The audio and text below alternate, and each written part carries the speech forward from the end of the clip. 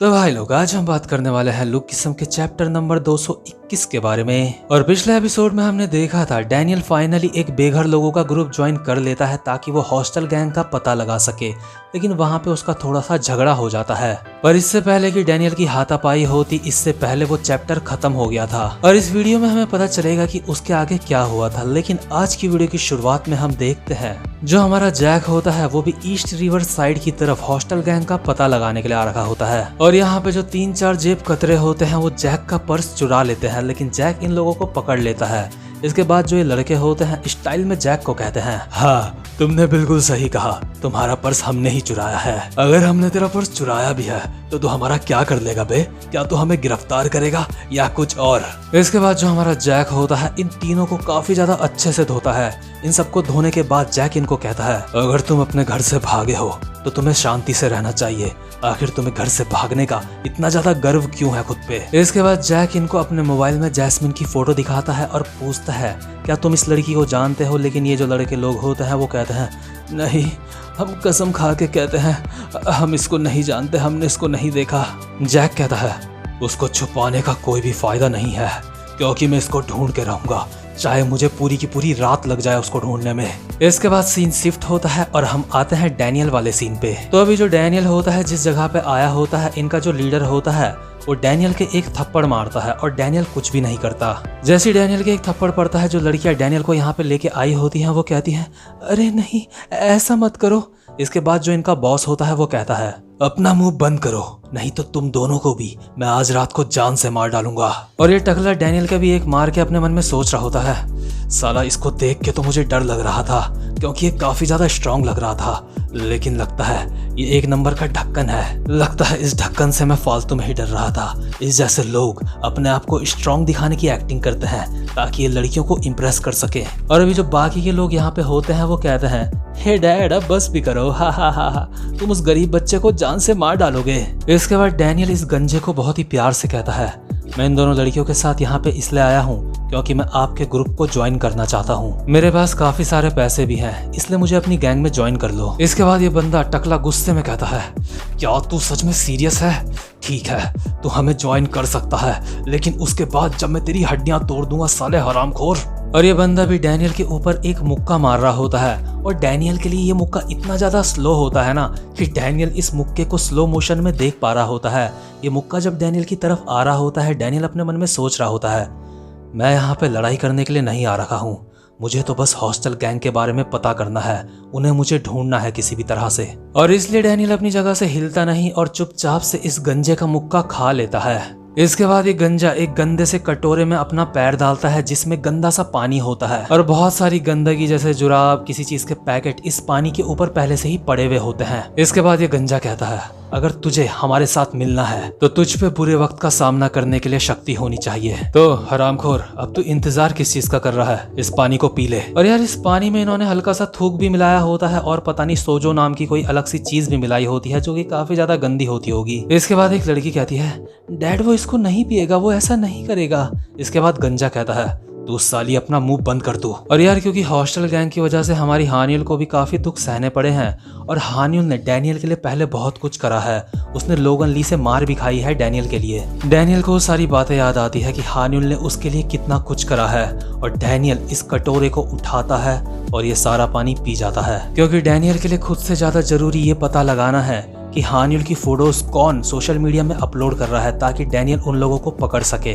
यहाँ पे एक लड़की डैनियल को कहती है, ए तुम्हें ये पीने की जरूरत नहीं है, तुम यहाँ से जा सकते हो। और जैसे ही डैनियल ये पीता है, यहाँ पे जो लौंडे होते हैं वो बोलते हैं, ओ भाई इसने तो सच में ये पी लिया। इसके बाद टकला कहता है, ये साला सच में काफी ज्यादा घिनौना है। इसके बाद सीन शिफ्ट होता है और जो हमारा डैनियल होता है अभी छत के ऊपर उल्टियां कर रहा होता है और वो दोनों की दोनों लड़कियां अभी डैनियल के साथ ही होती हैं। लड़कियां डैनियल को कहती है, आखिर तुमने उसको क्यों पिया? तुम्हें उसको पीने की जरूरत नहीं थी, तुम्हें अपनी एजेंसी से भागना नहीं चाहिए था। अगर तुम वहाँ से ना भागते तो तुम अब भी एक सेलिब्रिटी होते। क्या तुम्हारी एजेंसी में जो ट्रेनिंग होती है वो इतनी ज्यादा बुरी है कि तुम वहाँ से भाग गए? और डैनियल अभी बोल रहा होता है, नहीं ऐसी बात नहीं है। और डैनियल अभी अपने मन में सोच रहा होता है, उन्होंने जो उसमें सोजू मिलाया था वो जानलेवा हो सकता है। अच्छा हुआ मैंने उस सारा का सारा थूक दिया था, मैं अभी बेहोश नहीं हो सकता। क्योंकि अगर मैं इस वाली बॉडी में बेहोश हो गया तो मैं दूसरी वाली बॉडी में उठूंगा। और ये लड़कियां भी डैनियल को देख के अपने मन में सोच रही होती है, ये बंदा भी वॉमिटिंग कर रहा है लेकिन उसके बावजूद भी ये काफ़ी ज़्यादा हॉट लग रहा है, ये दिखने में भी काफ़ी ज़्यादा अच्छा लग रहा है। मतलब वैसे इसकी हालत देख के तो मुझे अच्छा नहीं लग रहा है, लेकिन ये दिखने में अच्छा लग रहा है। हा हा हा हा हा। इसके बाद जब डैनियल थोड़ी सी सही कंडीशन में आ जाता है, इसके बाद ये लड़कियां कहती हैं, ठीक है, जब तक हम छत में हैं हम यहाँ पे थोड़ा सा आराम कर सकते हैं। इसके बाद डैनियल आराम से बैठ के इन दोनों लड़कियों से पूछता है, आखिर तुम दोनों अपने घर से क्यों भागी हो। इसके बाद एक लड़की कहती है, क्या तुम ये जानना चाहते हो? वैसे ये कोई इतना स्पेशल तो नहीं है, लेकिन जो मेरी मदर है वो मुझे अपने साथ लेके मरना चाहती थी। जब एक दिन मैं स्कूल से वापस आई तो मैंने देखा मेरे फादर पंखे से लटक रहे थे, वो मर चुके थे। और मेरी मॉम ने मुझे कहा कि अगली बारी हम दोनों की है, अब हम दोनों को भी मरना है, इसलिए मैं वहाँ से भाग गई। इसके बाद दूसरी लड़की कहती है, मेरे फादर मुझे हमेशा मारते रहते थे और जो मेरी सौतेली माँ थी वो भी मुझे हमेशा मारती रहती थी। देखो ये जो मेरे सर पे निशान है ये मेरी मदर ने मेरे मारा था। मुझे मारने के बाद तो वो मुझे हॉस्पिटल भी लेके नहीं गए थे। हा हा हा हा हा हा। और यार ये दोनों की दोनों लड़कियां अपनी चोटें दिखाते हुए और अपनी कहानियां बताते हुए दोनों की दोनों साथ साथ में हंस भी रही होती हैं। और ऑब्वियसली ये कोई नेचुरल हंसी नहीं है, ये हंसी वो होती है जब कोई इंसान बहुत ज्यादा दुख में होता है ना, और वो नकली का हंसना सीख लेता है। और डैनियल भी अपने मन में सोच रहा होता है, मुझे तो लगा था ये बस नादान बच्चे हैं, लेकिन ये बहुत ज़्यादा मैच्योर हो चुके हैं। इनको ऐसे हालातों में भी रहना आ गया है। जितने भी ज़्यादातर बच्चे अपने घरों से भागते हैं वो इसलिए भागते हैं क्योंकि उनको उनके घर में अच्छा नहीं लगता, वहाँ पे उनको सेफ नहीं लगता। इसके बाद ये लड़कियाँ कहती है, हमारे पास और कोई भी जगह नहीं है जाने की, लेकिन कम से कम ये जो जगह है यहाँ हमें घर से थोड़ी कम मार खानी पड़ती है। और ये दोनों की दोनों लड़की एक दूसरे को देख रही होती हैं और एक स्माइल के साथ कहती हैं, हम दोनों हमेशा साथ में रहेंगे, हम दोनों हमेशा बेस्ट फ्रेंड रहेंगे। डैनियल अभी अपने मन में बोल रहा होता है, जितने भी बेघर लोग हैं वो अपने बॉसेस को मदर या फिर डैड कहते हैं। मुझे लगता है इस तरह से इनको अपनी एक नई फैमिली मिलती होगी।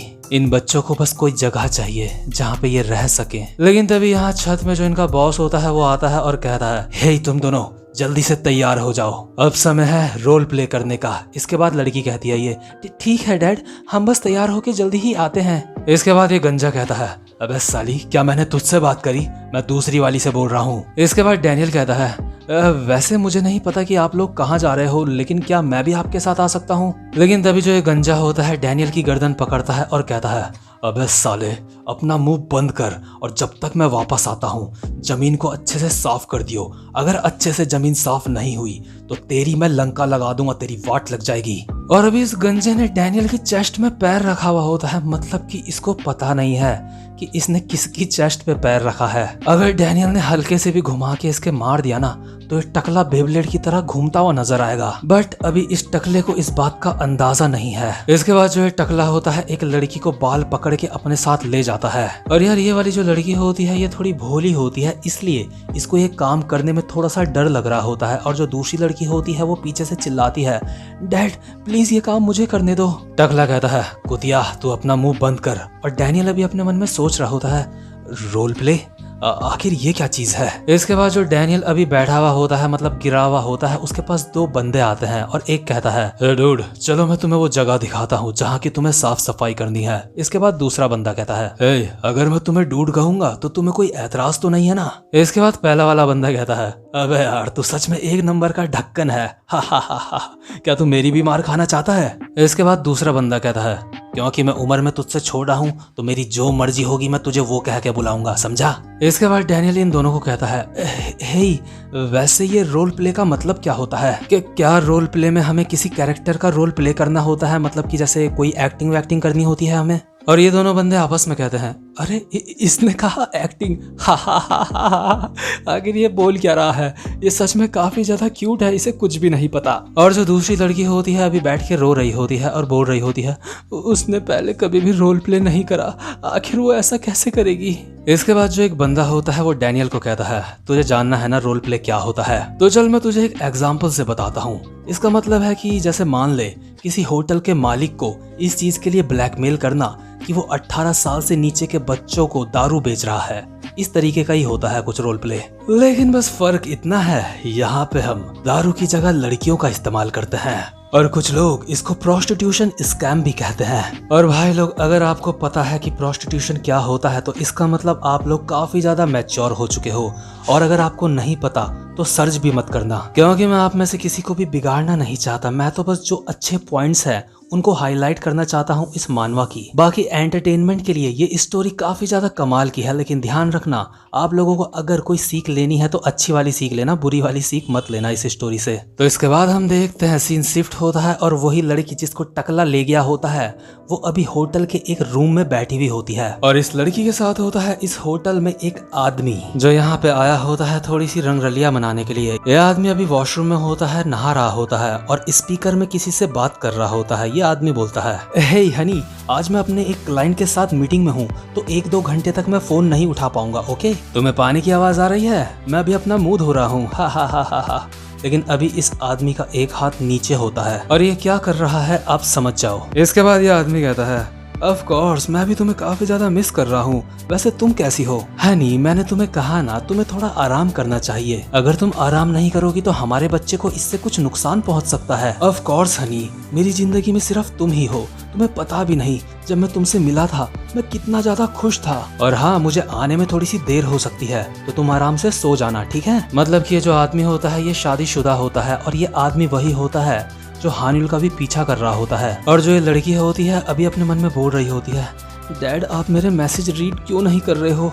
आपको यहाँ पे समय में पहुँचना पड़ेगा। अगर आप 1 सेकंड भी लेट हो गए तो अच्छा नहीं होगा। इसके बाद ये आदमी नहा के बाहर आता है और इस लड़की को कहता है, सॉरी मेरी वजह से तुम्हें वेट करना पड़ा, वो मुझे मेरे काम से कॉल आ गई थी। लेकिन तभी हम देखते हैं हमारा डैनियल यहाँ पे खड़ा होता है। डैनियल इस बंदे को कहता है, अबे ओए, क्या तुझे अपने ऊपर थोड़ी सी भी शर्म नहीं आती? ये आदमी कहता है, अबे अबे अबे हरामखोर, तू कौन है? तू पक्का उन्हीं लोगों में से होगा जो प्रोस्टिट्यूशन का स्कैम करते हैं। मैं जानता था ऐसा कुछ हो सकता है, इसलिए मैंने ये जगह चुनी। यहाँ पे कोई भी कैमरा नहीं है। मुझे तू नजरअंदाज करने की गलती मत करियो, मुझे कम मत समझियो। तू जानता है आर्टिकल 347 के तहत मैं तेरे ऊपर एक केस कर सकता हूँ। लेकिन डैनियल गुस्से में इस आदमी को कहता है, अबे ओए, चुपचाप से यहाँ से निकल ले। इसके बाद यह आदमी नंगा ही तौलिया लपेट के इस कमरे से बाहर भागने लगता है और कहता है, थैंक यू, तुम्हारा बहुत बहुत शुक्रिया।